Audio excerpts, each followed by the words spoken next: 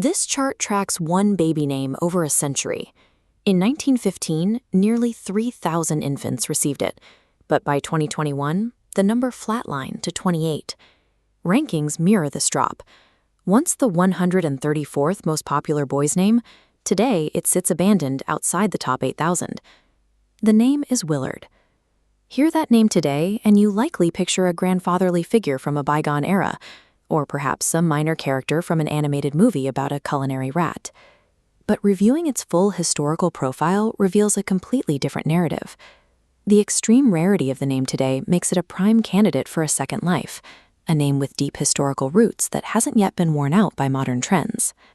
To understand how Willard built its initial momentum, we have to trace its linguistics back to Old High German. The name is constructed from two distinct elements. First, will, meaning will or desire. Second, hard, meaning brave or hardy. Pushed together, the direct translation becomes strong-willed or desiring protection.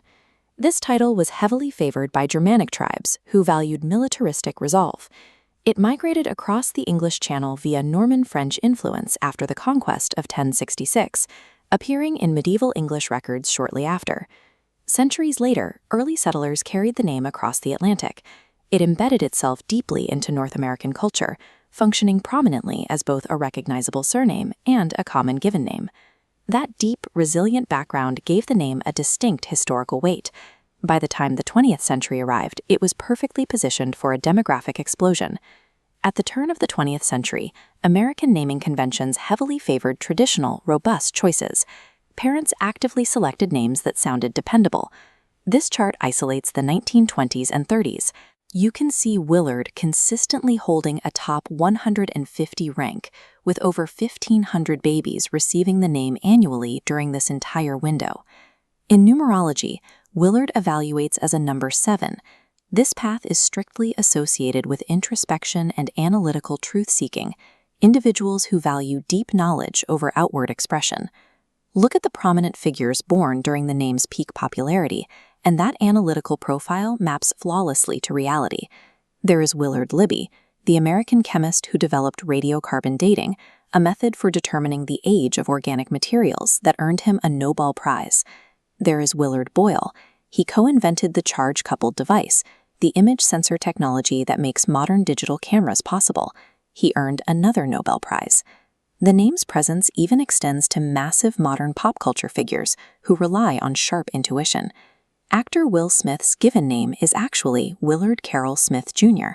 During these 2 decades, the name became a recurring feature in laboratories and television studios, establishing a legacy of steady, analytical accomplishment. Following World War II, cultural tastes shifted abruptly. Parents began favoring names with softer phonetics, moving away from the heavy, old-world charm that defined the preceding decades. Looking at the data from 1950 onward, we see a steady decline. By the 1970s, Willard had fallen completely out of the top 500 names.